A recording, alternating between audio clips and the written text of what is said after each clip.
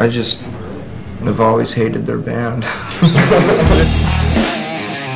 Ang pagkamatay ng hair metal noong 90s ay lagi nating napag-uusapan dito sa Aklat PH at marami na din ang bash na inabot ko tuwing nababanggit ko ang salitang grunge music sa napakaraming videos natin. Wala naman ako magawa dahil kasaysayan ng musika, especially rock, ang madalas nating paksa. Hindi natin pwedeng baguhin ang katotohanan na mula lumabas ang kantang ito ng Nirvana ay natunghayan ng buong mundo ang malaking pagbabago sa kasaysayan ng musika. Bumaba ang popularidad ng mga paborito nating banda na nagmula pa noong 70s at 80s tulad ng Bon Jovi, Guns N' Roses at iba pa. Ganon din ang sobrang gagaling at babagong sumisikat na mga banda noong panahon na yon tulad ng White Lion, Firehouse, Extreme at marami pang iba ay biglang nabura sa eksena. Mula pumasok ang 1991 at 1992 ay hinawakan na ng grunge ang mainstream. Yung dating mga popular na bandang naka-spray ang mga buhok ay napalitan ng mga banda na ang buhok ay tila hindi nakakatikim na mabasa ng tubig. At yung mga dating mga sikip na pantalon na halos masakal na si Junjun noong hair metal era ay napalitan ng maluluwang na kasuotan. Nagsulputan ang napakaraming grunge bands na pinangunahan ng Nirvana, Pearl Jam, Soundgarden at Alice in Chains at itinuring ng marami na si Kurt Cobain at ang banda nitong Nirvana ang mukha ng grunge era na tinutulan naman ng napakaraming fans at kritiko dahil kung titingin umano tayo sa numero ay mas malaki umano sa kanila ang success na nakuha ng Pearl Jam. Ang depensa naman ng mga fans ng Nirvana ay ang maagang pagkabuwag ng banda noong namatay ang bokalista nito na si Kurt Cobain. Pero ang totoong mga idol ay tinalo ng Pearl Jam ang Nirvana kahit noong mga panahon na nabubuhay pa ito. At yan ang pag-uusapan natin ngayon, ang rivalry sa pagitan ng Nirvana at Pearl Jam. Sino nga ba ang mas successful at mas maimpluwensya sa dalawa? Bakit nga ba ayaw na ayaw ni Kurt Cobain sa Pearl Jam? Isama na din natin sa tatalakayin kung bakit hindi kasali ang Soundgarden at Alice in Chains sa usapan. Pero bago ang lahat ay shoutout muna sa isa nating idol na nagpaalala sa akin ng topic na ito. Maraming salamat mga idol. Welcome to Aklat PH.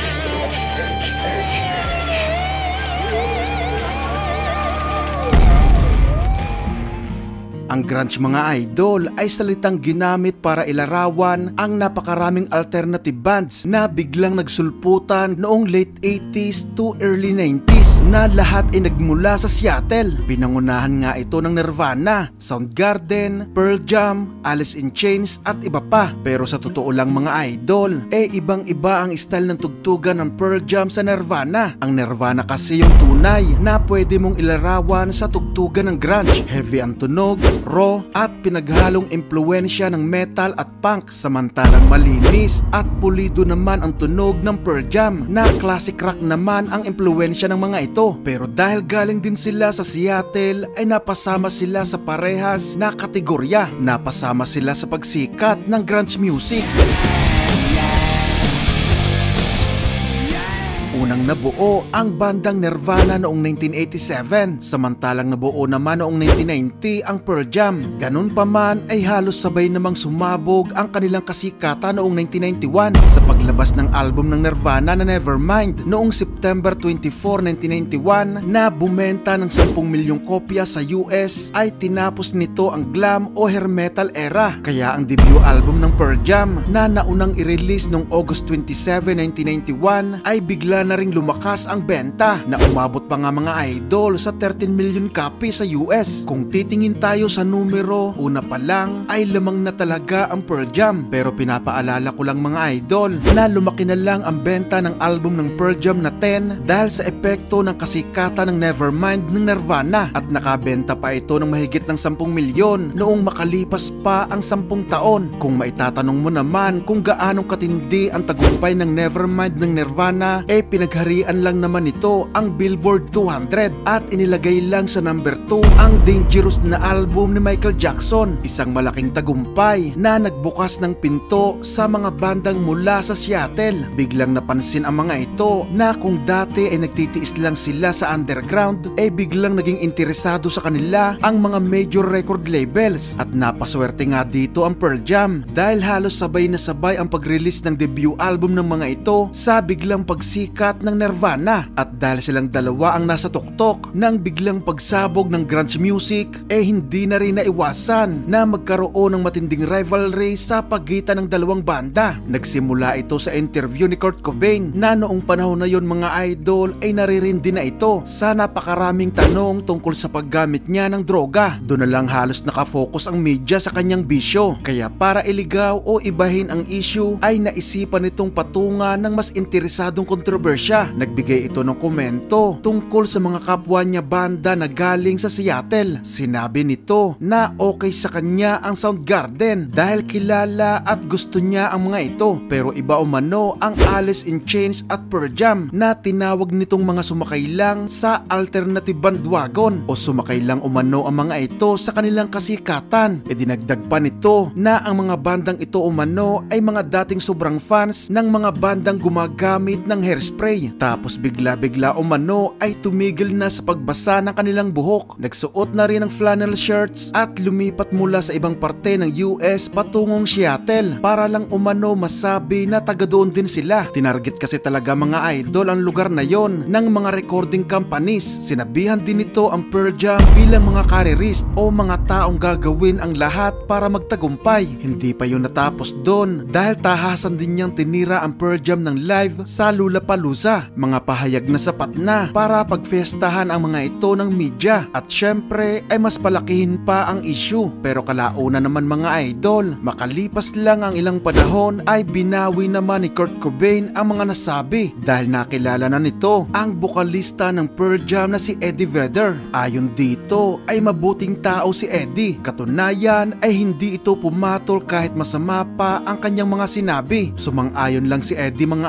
idol sa lahat ng sinabi ni Kurt Cobain at idinagdag pa na media lang umano ang gumagawa ng issue para kumita. Kung papalawakin kasi ang pag-iisip mga idol ay may punto naman talaga si Kurt Cobain, kaya sumang-ayon lang dito si Eddie Vedder. Hindi kasi talaga legit na grunge ang Pearl Jam na katulad ng Nirvana. Sinabi pa ni Kurt Cobain na hindi yun kasalanan ng Pearl Jam kundi ng mga labels na may hawak sa mga ito na pinilit na inihanay ang banda sa grunge kahit malinaw na iba naman ang tunog at style ng mga ito. Kaya para ipakita na walang masamang tinapay ang namamagitan sa Nirvana at Pearl Jam ay napagkasunduan ng dalawang banda na tumanggi pareha sa plano ng Time Magazine na i-feature sila sa artikulo ng mga ito. Walang duda mga idol na mas malakas talaga ang Nirvana kaysa sa Pearl Jam noong 1991 hanggang mga unang parte ng 1993. Nag-number 1 muli sa US ang follow-up album na In Utero ng Nirvana noong September 13, 1993, pero tinanggal ito sa trono ng Versus ng Pearl Jam noong i-release ito noong October 12, 1993. Gumawa pa ito ng kasaysayan dahil bumenta ito ng halos 1 milyong kopya sa US sa loob lang ng 5 araw. Na-certified ito bilang 7 times platinum,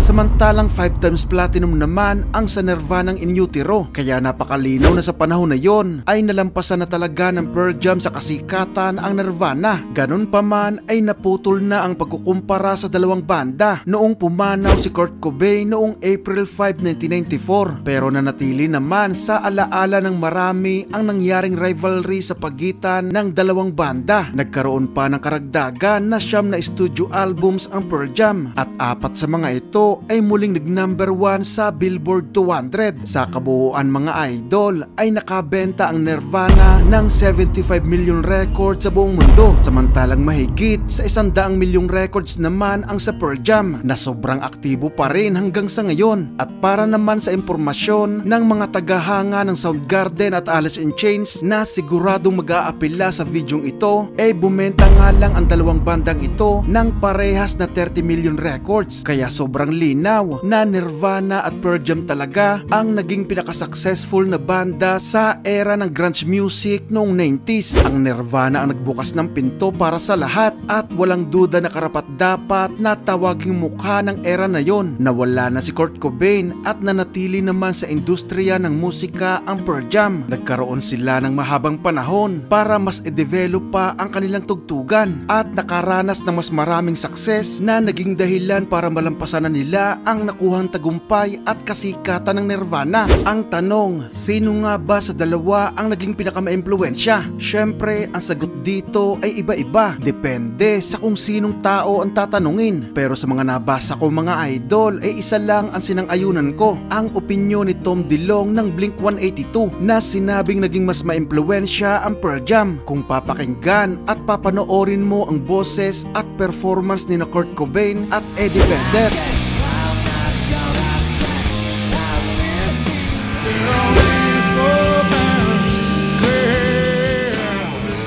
ay napakalinaw na ang musika at impluensya ng Pearl Jam ang naging default sound ng mga tinatawag na rock radio bands o mga bandang pumasok sa mainstream mula sa Collective Soul, Creed, The Calling hanggang Nickelback at maging sa sobrang established ng mga banda tulad ng Metallica ay makikita mo rin ang impluensya ng Pearl Jam. Ano ang opinion nyo dito mga idol? May kilala ka bang banda na kasing tunog ng Nirvana? Pag-usapan natin yan sa comment section.